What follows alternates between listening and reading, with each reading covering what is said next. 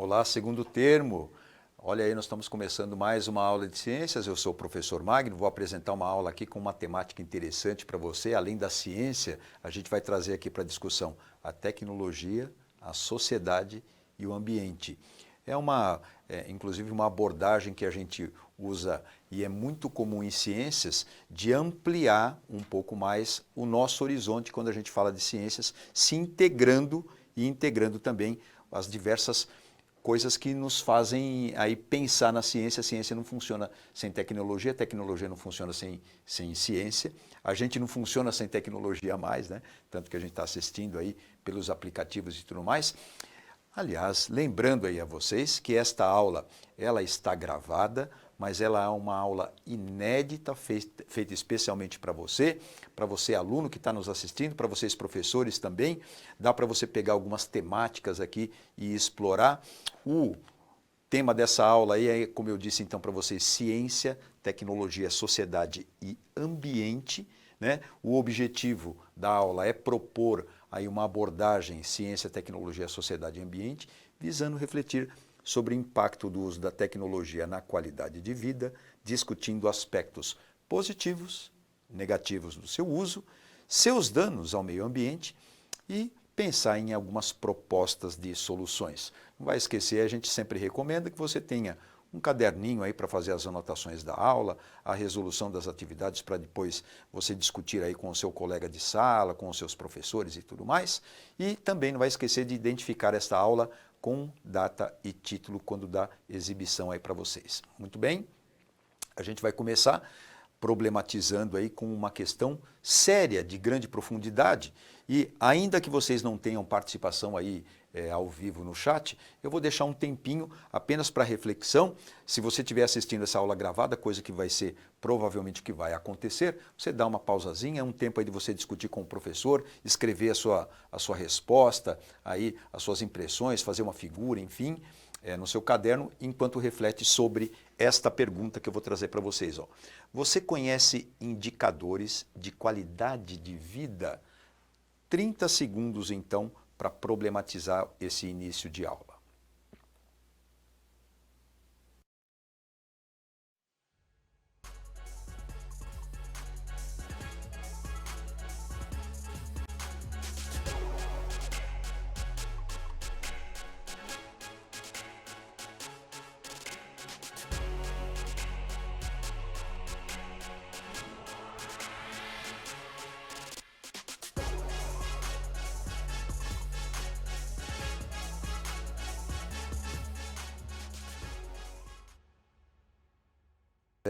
Quando eu falo assim qualidade de vida, quantas vira a minha mente, né? Eu posso pensar, sei lá, num final de semana que eu estou ali na praia, qualidade de vida, ou eu posso pensar assim, puxa, eu tenho qualidade de vida porque eu tenho acesso aqui à internet, eu tenho acesso à tecnologia, eu tenho qualidade de vida porque eu moro legal, num lugar bacana, que tem parques, que tem lugares que eu posso ter lazer e tal. Lazer está intimamente ligado à qualidade de vida, será?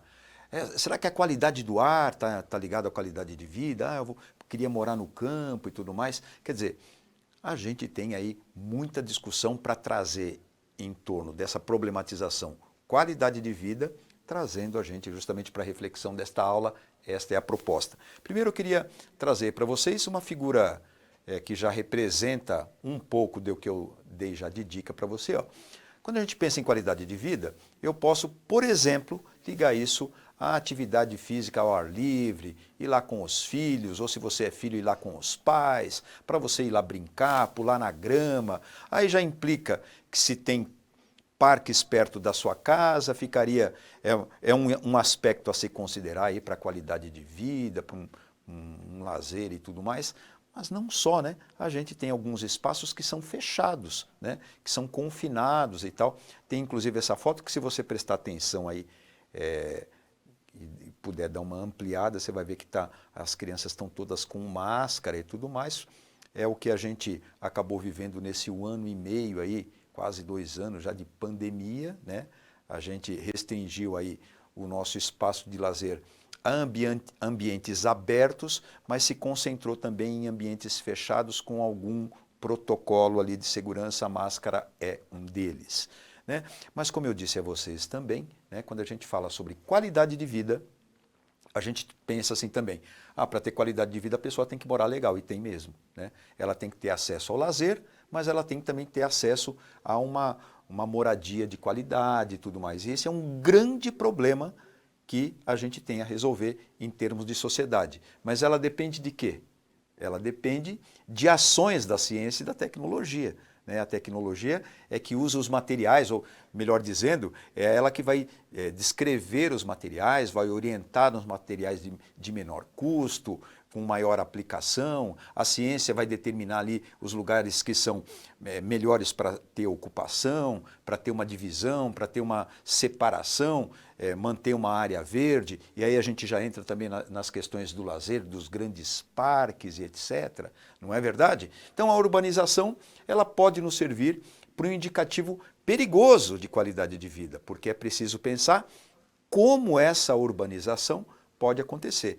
Não sei se você enxerga da mesma forma que eu, mas esses prédios ocupando a paisagem não é uma coisa que implica numa qualidade de vida necessariamente, né? Talvez um panorama, uma visão de algum lugar mais bucólico, com área verde ou mesmo o mar, fosse mais impactante para mim do ponto de vista de qualidade de vida, não é verdade? Vim trazer mais ainda uma problematização aqui para vocês. Você pode pensar assim, bom, qualidade de vida é ter acesso à tecnologia. A gente não tem acesso à internet. Se eu tivesse acesso à internet, a minha vida ia ser bem melhor, porque eu posso ter acesso a informações, eu posso ter acesso a restaurantes, a serviços especializados, e com uma internet de qualidade eu consigo também assistir filmes e tudo mais. Também é lazer, professor. É verdade, mas a gente vai problematizar isso também, né? Aí tem um mapa para você de acesso à internet de 2016, na área que está mais clarinha, aí vamos ver a parte amarelinha, é menos de 20% de população que tem acesso à internet, com destaque lá ao continente africano, né? E a gente tem aqui na nossa querida América do Sul, o Brasil aí numa coloração um pouco mais escura do que o rosa ali, né? A gente tem de 60% a 80% de acesso à internet. É claro que isso é uma média, não representa todas as mazelas e todas as divisões que a gente tem em território nacional. A gente sabe que regiões como o Sudeste, por exemplo, têm melhor tecnologia em termos de acesso do que os próprios estados do Norte e Nordeste, por exemplo. Tá bom? Agora, vamos trazer alguma coisa legal, aí está com tanta imagem impactante e tudo mais. Olha que bonito. De repente você está ali numa estrada, num lugar onde você está acostumado a ver só carros passando, poluição, buzinas, e de repente você vê lá uma família de capivara. Isso indica que esse lugar aí, que sofreu uma alteração da paisagem, provavelmente tem algum rio aí perto. No caso desse rio aí é o rio Tietê, próximo ali à Universidade de São Paulo. O Pinheiro, pode ser o Pinheiros também, né? Aí se está na Universidade de São Paulo, é o Pinheiros, né? O rio Pinheiros. E aí, de repente, tem algum indicador ali nesse esgoto a céu aberto, que é o rio, né? Os rios da Grande São Paulo, na verdade, se tornaram aí esgotos a céu aberto. É um problema a resolver. Problema de quem? Né? Problema da ciência, problema da tecnologia, problema da sociedade que implica no ambiente. Está entendendo aí o debate que a gente quer travar com vocês? Não é um debate bacana? Quando a gente traz aí uma alteração de paisagem, dá para a gente fazer até uma redação, falar aí com o professor para fazer um trabalho a respeito, e etc. De repente, se você é de alguma escola que é da localidade, olha aí que bacana que dá para a gente representar aí através de pesquisa e tudo mais.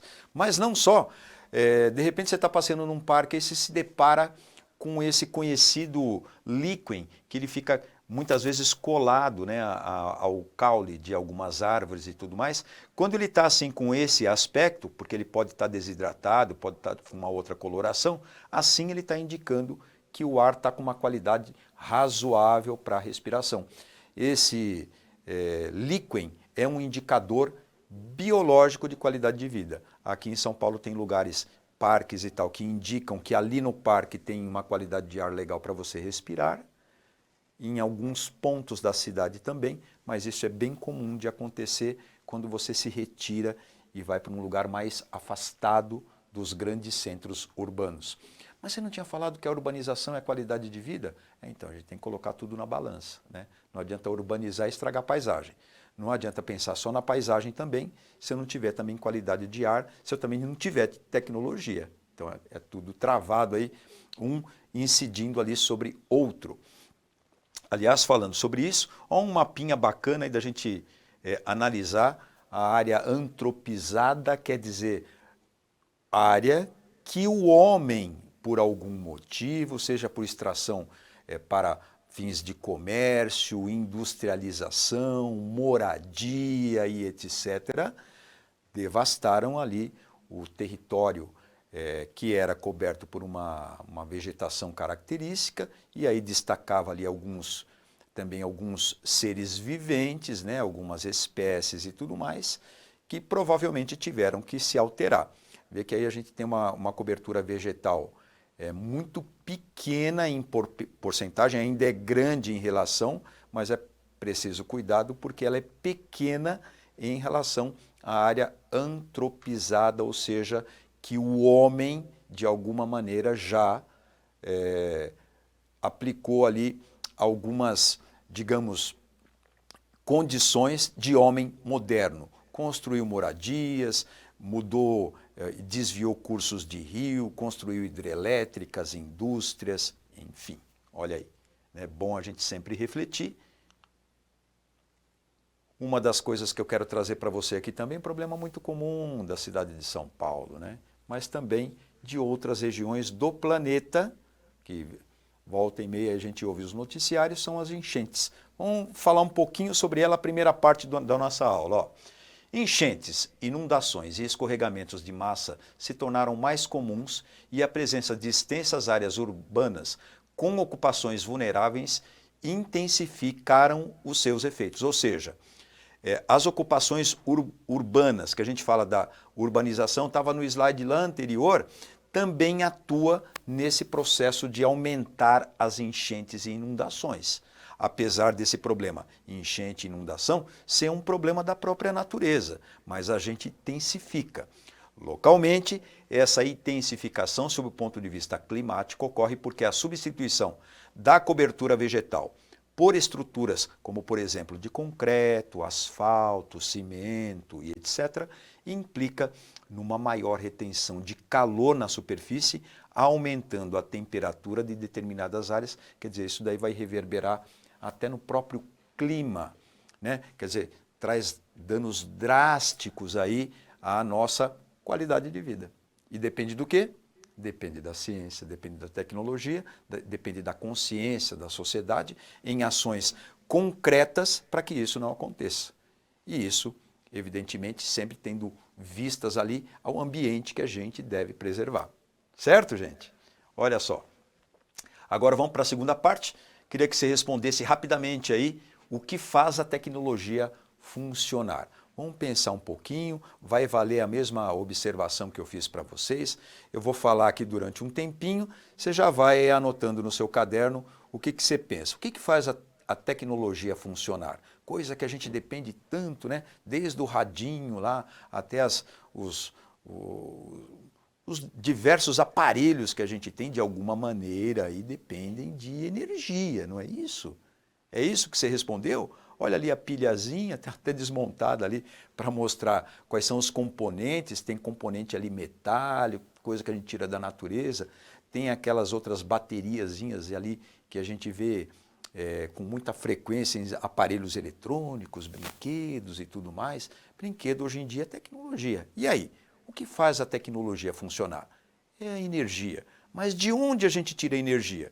Se for no caso da pilha, a gente tira da pilha. Mas de onde eu tiro os elementos da pilha, galera? E aí? E de onde eu tiro também as baterias de celular, que não são pilhas, a gente chama de bateria e tal. Mas de onde vem esse material aí? Está escrito ali, bateria de íons de lítio, né? Está 3,8 volts, Li/íon, quer dizer que é uma bateria de íon. E esse monte de aparelho eletrônico ali e tudo mais, tem uma parte que é de plástico, tem uma parte que é de vidro, tem uma parte ali que é de metal. De onde eu tiro todas essas coisas aí? Da natureza, né? E depois como é que você devolve? Devolve na forma de lixo? Mas e aí? Quando a gente faz também essa reflexão sobre o seu celular, precisa recarregar, né? Você carrega a bateria do seu celular. Onde é que você recarrega a bateria do seu celular? Ah, na tomada? Então, mas a energia que está lá tomada vem da onde? Pois é, a gente acaba impactando também aí a natureza no sentido de oferecer para nós tecnologia às custas de fazer a urbanização ali, digamos assim, também das grandes usinas hidrelétricas ou até as outras, né? As usinas térmicas, eólicas. Não vai pensando que usina eólica não vai afetar o ambiente, pensando ali principalmente aí no panorama, na paisagem, ela altera assim, né? E a usina hidrelétrica a gente colocou aqui em destaque, porque o que a gente tem numa usina hidrelétrica basicamente, galerinha? A gente tem um reservatório de quê mesmo? De água. Essa água já estava aqui no reservatório, a gente só construiu ali um bloqueio de cimento. Pode voltar aqui para mim. Ó. Você construiu, o rio já estava lá tudo bonitinho para fazer a usina hidrelétrica e você só construiu um bloqueio, colocou lá os dispositivos para essa água jorrar e tal e virar uma turbina. Não é assim que aconteceu, não. A maioria das usinas hidrelétricas, elas precisam alagar. É claro que você tem que ter um curso de um rio, mas você precisa alargar uma grande parte do ambiente, alterando a paisagem. Olha aí o movimento antrópico do homem, alterando aí a natureza, os cursos de rio, tirando espécies da floresta, dos seus habitats. E aí? Problema de quem? Problema nosso, da ciência, da tecnologia, não é verdade? Da sociedade. Para quê? Ter visão ao ambiente como uma coisa integrada. Quando a gente pensa em tecnologia, a gente tem que ter um pé na tecnologia, que é boa, dá qualidade de vida, mas eu tenho que ter o outro pé também na paisagem, no ambiente, que também representa qualidade de vida. E eu também tenho que pensar, não só em mim, mas da minha convivência social, da sociedade onde eu vou me integrar, que também é qualidade de vida. Não é verdade? E aí a tecnologia é boa só se eu pensar também nas outras coisas que estão no entorno. Está entendendo aí, segundo termo, como é importante esse debate, como é importante essa aula que a gente... olha, e essa aula, lembrando aí, ela fica no repositório. De repente você pode dividir em algumas partes. Eu dividi mais ou menos aí em 3 partes. A primeira lá a gente fez uma abordagem, agora a gente está falando um pouquinho sobre a energia, né? O que faz a tecnologia funcionar, precisa tomar cuidado com isso.